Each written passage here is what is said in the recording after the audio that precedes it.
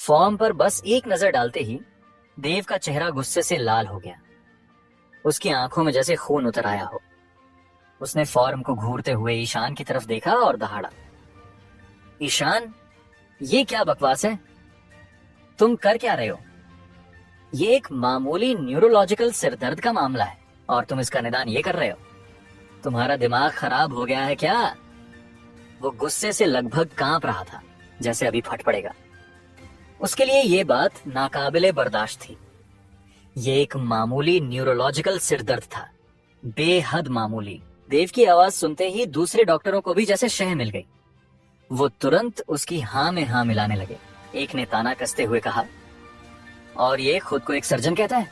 दूसरे ने मजाक उड़ाते हुए जोड़ा, इसे इतनी छोटी सी चीज का पता लगाना भी नहीं आता? एक सिर दर्द के लिए सीटी स्कैन? ये पागल हो गया है क्या? तीसरे ने तो सीधा इल्जाम ही लगा दिया, तुम ये सब जानबूझकर कर रहे हो, है ना? अस्पताल का बिल बढ़ाने की कोशिश कर रहे हो ताकि तुम्हारा कमीशन बन सके। पास खड़ी एक नर्स ने भी अपनी राय दे डाली, हाँ, आजकल के नए डॉक्टर बस यही करते हैं। और तुरंत ही सबकी निगाहें घूमकर ईशान पर टिक गईं, जैसे वो कोई अपराधी हो। ये इल्जाम कमरे की हवा में जहर की तरह घुल गया था। क्या वो सच में जानबूझकर सिर्फ अस्पताल का बिल बढ़ाने के लिए गैर जरूरी टेस्ट लिख रहा था? देव का चेहरा और भी सख्त हो गया। उसने अपनी आवाज में अधिकार जताते हुए कहा, बहुत हो गया तुम्हारा ड्रामा। मैं अभी डायरेक्टर सिंघानिया को यहाँ बुला रहा हूँ, वही इस मामले को सुलझाएंगे। उसकी बात सुनते ही एक डॉक्टर फौरन डायरेक्टर सिंघानिया के ऑफिस की तरफ भागा, जैसे उसे इसी आदेश का इंतजार हो। कमरे में तनाव इतना बढ़ गया था कि सांस लेना भी मुश्किल लग रहा था। हवा जैसे जम सी गई थी और हर कोई सांस रोके खड़ा था। ईशान ने अपने चारों ओर उसे घूरती हुई नफरत भरी नजरों को देखा। उसे एक पल के लिए अकेलापन महसूस हुआ, लेकिन उसके चेहरे पर डर की कोई लकीर नहीं थी। उसकी आवाज शांत लेकिन चट्टान की तरह मजबूत थी। उसने दृढ़ता से कहा, नहीं, इस मरीज को मस्तिष्क रक्तस्राव है। हमें सिर के सीटी स्कैन की जरूरत है। हो सकता है कि यह बहुत मामूली हो, लेकिन एक मामूली रक्तस्राव के भी गंभीर परिणाम हो सकते हैं। हमें हर हाल में सावधानी बरतनी होगी। उसका बचाव सुनकर कुछ डॉक्टर तो जोर जोर से हंस पड़े। एक ने हाथ झटकते हुए कहा, बस भी करो, ये बकवास बंद करो। तुम हो क्या? कोई इंसानी स्कैनर हो क्या? तुमने तो ठीक से उसे देखा भी नहीं। मस्तिष्क रक्तस्राव, ये ख्याल ही उन्हें बेतुका लग रहा था। ठीक उसी पल एक भारी और अधिकारपूर्ण आवाज ने भीड़ को चीर दिया, जैसे भेड़ियों के झुंड में शेर आ गया हो। वरुण सिंघानिया, अस्पताल के डायरेक्टर, डॉक्टरों के उस समूह के बीच से गुजरते हुए आगे आए। वरुण सिंघानिया का चेहरा पेशेवर शांति का एक मुखौटा पहने हुए था। उनके भाव बेहद गंभीर थे। उन्होंने आते ही एक नजर मरीज पर डाली। उनकी एक ही नजर में जैसे पूरे हालात का जायजा लेने की क्षमता थी। उन्होंने अपनी सधी हुई आवाज में कहा, मुझे देखने दो। फिर उन्होंने अपनी तेज नजरें ईशान पर गड़ाई। उनकी आंखों में एक साफ चेतावनी थी, एक खामोश धमकी जो कह रही थी, अगर तुमने कोई गलती की है तो इसका अंजाम बहुत बुरा होगा। इमरजेंसी वार्ड की गहमाघामी, मशीनों की बीप बीप और डॉक्टरों की भागदौड़ के बीच डायरेक्टर वरुण सिंघानिया मरीज के बिस्तर के पास झुके। उनकी आवाज में एक सधा हुआ ठहराव था। उन्होंने उस नौजवान लड़के से कहा, मेरे लिए जरा अपनी आंखें खोलो, मुझे देखने दो, हाल फिलहाल में कैसा महसूस कर रहे हो तुम? डायरेक्टर को अपने इतने करीब आता देख वो नौजवान लड़का बुरी तरह घबरा गया। उसका शरीर अकड़ सा गया था और दिल जोर जोर से धड़कने लगा। वो हकलाते हुए बोला, मैं तो बस आराम ही कर रहा था, कोई ज्यादा मेहनत वाला काम या कसरत वगैरह नहीं की। सच कहूं तो बहुत बोरियत हो रही थी, खासकर आज सुबह से। अचानक उस लड़के के चेहरे पर दर्द की एक ऐसी लहर दौड़ी जैसे किसी ने हथौड़ा मार दिया हो और उसका सिर तेजी से फटने लगा। उसने दर्द को रोकने की नाकाम कोशिश करते हुए अपनी हथेली को माथे पर जोर से दबा लिया। तभी देव बड़े आत्मविश्वास से आगे बढ़ा और बीच में बोल पड़ा, अरे डायरेक्टर साहब, ये शायद सिर्फ टेंशन वाला सिर दर्द है। उसकी आवाज में एक तरह की होशियारी थी, जैसे वो सब जानता हो। उसने आगे कहा, पढ़ाई के स्ट्रेस से ऐसा हो जाता है, स्टूडेंट्स में ये बहुत आम बात है, हम तो रोज देखते हैं। वरुण ने देव की तरफ देखकर हल्के से सिर हिलाया। बात में दम तो था। इन बच्चों पर पढ़ाई का दबाव कोई मजाक नहीं था।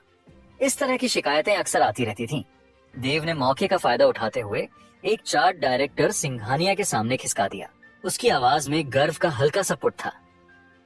डायरेक्टर सिंघानिया, ये वो चार्ट है जो ईशान ने शुरू किया था। मुझे लगता है कि सीटी स्कैन का आदेश देना कुछ ज्यादा ही हो जाएगा। ये बेवजह की जल्दबाजी है। वरुण ने चार्ट अपने हाथ में ले लिया और उनकी नजरें तेजी से उस पर दौड़ने लगीं। अचानक उनके अंदर गुस्से की एक चिंगारी भड़क उठी। उन्हें इस नए रेजिडेंट डॉक्टर की हिम्मत पर यकीन नहीं हो रहा था।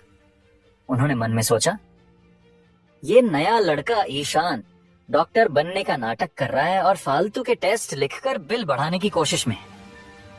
क्या ये सिर्फ जल्दी कुछ पैसे बनाने की फिराक में है? वरुण का जबड़ा कस गया। उन्होंने मन ही मन सोचा, इन आजकल के बच्चों में सब्र नाम की चीज ही नहीं है। अभी तो इंटर्नशिप शुरू हुई है और इसे लगता है कि ये मुझसे बेहतर जानता है। डायरेक्टर के चेहरे का भाव गहराता देख देव अपनी जगह पर थोड़ा हिला। उसके होठों पर एक छोटी दबी हुई सी मुस्कान तैर रही थी। उसने मन ही मन सोचा, ओ तुम अपने आप को बहुत चालाक समझते हो, है ना ईशान? बस इंतजार करो। वो अपने डायरेक्टर को अच्छी तरह जानता था। वरुण सिंघानिया को बकवास बिल्कुल बर्दाश्त नहीं थी। उसने हिसाब लगा लिया था कि ईशान इस अस्पताल में एक हफ्ता भी नहीं टिक पाएगा। उसे जल्द ही हमेशा के लिए बाहर निकाल दिया जाएगा और शायद उसका लाइसेंस भी समीक्षा के लिए चला जाएगा। देव ने सोचा, इसका करियर शुरू होने से पहले ही खत्म। अच्छा ही है, ऐसे बेवकूफों की यहाँ कोई जरूरत नहीं। वरुण ने एक गहरी सांस ली और उनकी निगाहें पन्ने के सबसे नीचे घसीट कर लिखे गए एक वाक्य पर अटक गई। संभावित मस्तिष्क रक्तस्राव, कृपया पुष्टि करें और तुरंत न्यूरोलॉजी विभाग में स्थानांतरित करें। यह शब्द पढ़ते ही वरुण का हाथ हवा में ही जम गया। एक पल के लिए जैसे कमरे की सारी आवाजें बंद हो गईं। बस उनके कानों में वो खतरनाक शब्द गूंज रहे थे। उनका दिमाग किसी तूफान की तरह दौड़ने लगा। Brain haemorrhage? क्या ये लड़का पागल है? एक मामूली से सिर दर्द में इतनी बड़ी और खतरनाक बीमारी का शक। लेकिन अगर ये सच निकला तो? अगर उन्होंने इसे नजरअंदाज कर दिया और इस लड़के को कुछ हो गया तो इसकी जिम्मेदारी कौन लेगा? तभी एक आवाज सुनाई दी, रुको, मुझे एक बार फिर से देखने दो। वरुण की आवाज में अब पहले वाला ठहराव नहीं बल्कि एक अनजानी दहशत थी। वो तेजी से उस नौजवान लड़के के बिस्तर की तरफ वापस लपके और इस बार एक नई अर्जेंसी के साथ उसकी जांच करने लगे। उनकी उंगलियां मरीज की नब्ज टटोल रही थीं। उनकी आंखें उसकी पुतलियों के फैलाव को देख रही थीं। लक्षण तो मेल खा रहे थे। ये एक दूर की कौड़ी थी, लेकिन वो इसे सिरे से खारिज नहीं कर सकते थे। बाद में पछताने से बेहतर है कि अभी सावधानी बरत ली जाए। वरुण लगभग चिल्लाए, आकाश शर्मा, इधर आओ। इसी वक्त इस मरीज को सीटी स्कैन के लिए ले जाओ, तुरंत। और हाँ, आपातकालीन ट्रॉली भी साथ ले आना, बस एहतियात के तौर पर। डायरेक्टर के इस आदेश ने वहां मौजूद हर किसी को सन्न कर दिया। सारे डॉक्टर, सारी नर्सें, जो जहां था वहीं पत्थर का बन गया। कमरे में एक ऐसी खामोशी छा गई जिसे चाकू से काटा जा सकता था। उनके शब्दों का क्या मतलब था? क्या उन्होंने अभी अभी ईशान की बात पर सहमति जताई थी? ये कैसे मुमकिन हो सकता है? देव का चेहरा देखने लायक था। उलझन, अविश्वास और अपमान, सारे भाव एक साथ उसके चेहरे पर आ गए थे। उसने कांपती हुई आवाज में पूछा, डायरेक्टर, आपको नहीं लगता कि ये सिर्फ एक टेंशन वाला सिरदर्द है? आपने तो खुद। वरुण ने दृढ़ता से कहा, हम किसी भी दूसरी वजह को नजरअंदाज नहीं कर सकते देव। हमें इस मामले में पूरी तरह से सतर्क रहना होगा। उन्होंने आगे कहा। उनकी आवाज में अब कोई नरमी नहीं थी। ईशान ने बिल्कुल सही फैसला लिया। उन्होंने ईशान की तरफ देखा। उनकी आंखों में न चाहते हुए भी सम्मान का भाव था। फिर उन्होंने अपनी तेज नजरें वापस देव पर गड़ा दी, जो किसी करारे तमाचे से कम नहीं थी। तुम्हें किताबों पर और ध्यान देना चाहिए। ये सुनकर वहां खड़े बाकी लोग तो जैसे सदमे में चले गए। देव वाधवा इमरजेंसी वार्ड के सबसे होनहार रेजिडेंट डॉक्टरों में से एक था और डायरेक्टर ने अभी अभी उसे ईशान से सीखने के लिए कहा था। उस ईशान से जिसे सब एक नाकारा और कामचोर समझते थे। कोई उससे क्या सीख सकता था। हवा में तनाव घुल गया था। खास तौर पर देव ने ईशान को ऐसी नजरों से घूरा मानो कच्चा चबा जाएगा, और फिर एड़ियां मोड़कर गुस्से में वहां से निकल गया। उसे अपनी सरेआम हुई इस बेइज्जती पर यकीन नहीं हो रहा था, मगर इस सारे हंगामे का जैसे ईशान पर कोई असर ही नहीं हुआ था। उसने बस कंधे उचका दिए, जैसे उसे इन सब बातों से कोई फर्क ही न पड़ता हो। वो चुपचाप अपनी सीट पर वापस गया, अपनी किताब उठाई और उसका पन्ना पलटकर पढ़ने लगा, जैसे आसपास कुछ हुआ ही ना हो। ईशान के लिए मरीजों का तांता लगने में ज्यादा देर नहीं लगी। आपातकालीन कक्ष यानी ईआर का माहौल होता ही ऐसा है, जहां हर तरफ अफरा तफरी और कोहराम मचा रहता है। मॉनिटर के बीप करने की लगातार आती आवाजें, मरीजों के कराहने और उनके रिश्तेदारों के रोने चिल्लाने की गूंज। अगर किसी ऐसे इंसान को भी वहां खड़ा कर दिया जाए जिसे मेडिकल की कोई समझ ना हो, तो वो भी ये सब देखकर ही दिन भर चकराता रहेगा। ऊपर से ये शहर का सबसे बेहतरीन अस्पताल था, शायद पूरे राज्य का। जाहिर है यहाँ हमेशा खचाखच भीड़ तो रहनी ही थी, और ये तो सिर्फ सुबह का हाल था। ईशान को अभी से अपने कंधों में हल्की हल्की थकान महसूस होने लगी थी। अंदर बाहर आते जाते मरीजों की एक लंबी कतार लगी हुई थी और उनमें से ज्यादातर को टांके लगवाने की जरूरत थी। लेकिन ईशान को इससे कोई फर्क नहीं पड़ता था, बल्कि सच तो ये था कि उसे इस काम में एक अजीब सा मजा आ रहा था। उसे लगा जैसे बरसों बीत गए थे इतना सीधा साधा, बिना किसी लाग लपेट वाला काम किए हुए। ईशान ने मन में सोचा, न कोई दिमागी कसरत, न कोई सियासत, बस हाथ का हुनर और मरीज की तकलीफ, इसी में तो असली सुकून है।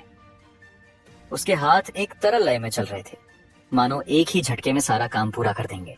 पास खड़ी एक युवा नर्स उसे काम करते हुए देखकर पूरी तरह दंग रह गई थी और अपनी नजरें नहीं हटा पा रही थी। उसने आज से पहले किसी को इस तरह टांके लगाते नहीं देखा था। ईशान अविश्वसनीय रूप से तेज था। हर टांका पलक झपकते ही अपनी जगह पर लग रहा था। वो एक माहिर दर्जी की तरह काम कर रहा था, जिससे ये सब बेहद आसान लग रहा था। वो आगे की भी सोच रहा था, ये ध्यान में रखते हुए कि घाव भरने के बाद निशान कैसा दिखेगा।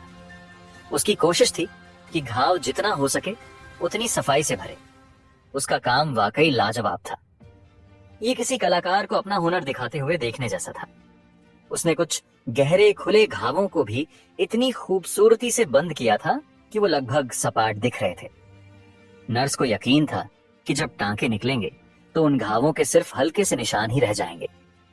जिन दूसरे डॉक्टरों ने उसे काम करते देखा, वे भी उतने ही हैरान थे। वो सब डॉक्टर थे। वो अच्छी तरह जानते थे कि इस स्तर का कौशल कितना अविश्वसनीय और असाधारण होता है। उस सुबह जब उसने टांके लगाने वाले 4-5 केस निपटा दिए, तो बाकी स्टाफ ने सिलाई का सारा काम उसी की तरफ भेजना शुरू कर दिया। और बस ऐसे ही ईशान अस्पताल का डेजिग्नेटेड टांका स्पेशलिस्ट बन गया। सुबह का वक्त काफी संतोषजनक था। कुल मिलाकर ईशान ने 20 से ज्यादा मरीजों को टांके लगाए थे। आखिरी घाव को बंद करने के बाद ईशान ने अंगड़ाई ली और अपनी पीठ सीधी की। आखिरकार सुबह की भाग दौड़ खत्म हो गई थी। दोपहर के 12 बजते ही ईशान दोपहर के खाने के लिए सीधे कैंटीन की तरफ चला गया। जैसे ही वो लाइन में खड़ा हुआ, किसी ने उसके कंधे पर हल्के से थपथपाया। वो मुड़ा तो एक खूबसूरत चेहरा उसे देखकर मुस्कुरा रहा था। अंजलि सावंत ने अपनी मीठी मुस्कान के साथ पूछा, मैंने सुना तुमने अपना डिपार्टमेंट बदल लिया है, कैसा चल रहा है सब? आज उसने सादे कपड़े पहने हुए थे, जीन्स, एक साधारण सफेद टी शर्ट और साथ में चमचमाते सफेद स्नीकर्स। उसका पूरा अंदाज उसे एक युवा ऊर्जा दे रहा था और उसके लंबे पैर यकीनन कुछ लोगों का ध्यान अपनी ओर खींच रहे थे। ऐसा नहीं था कि ईशान उसे घूरने वाला था। उसने अंजलि की नजरों से नजरें मिलाई और कहा, हाँ अच्छा चल रहा है। बरसों बाद ऐसा महसूस हो रहा है कि मैं वाकई कोई काम कर रहा हूँ। आई चेयर आउक। अंजलि का चेहरा खिल उठा। इसमें हैरानी की क्या बात है? आखिरकार बात तुम्हारी हो रही है। जब दवा और इलाज की बात आती है तो तुम तो पैदाइशी माहिर हो। उनके आसपास के बहुत से लोग अंजलि पर तिरछी नजरें डाल रहे थे। उनके चेहरों पर हैरानी और जलन का मिला जुला भाव था। उन सब ने सुना था कि जनरल सर्जरी विभाग में एक खूबसूरत नई रेजिडेंट आई है जो अपने बैच की टॉपर भी थी। लेकिन उन्होंने ये उम्मीद नहीं की थी कि वो इतनी ज्यादा आकर्षक होगी। और ये खूबसूरत डॉक्टर ईशान से बात कर रही थी। ये पूरा मंजर वहां मौजूद कुछ लोगों को अंदर ही अंदर जलाने लगा था। ये सब कुछ हजम कर पाना उनके लिए मुश्किल हो रहा था। ईशान अपनी पीठ में चुभती हुई उन नजरों को महसूस कर सकता था, लेकिन उसे रत्ती भर भी फर्क नहीं पड़ रहा था। इसके बजाय वो बस मुस्कुरा दिया।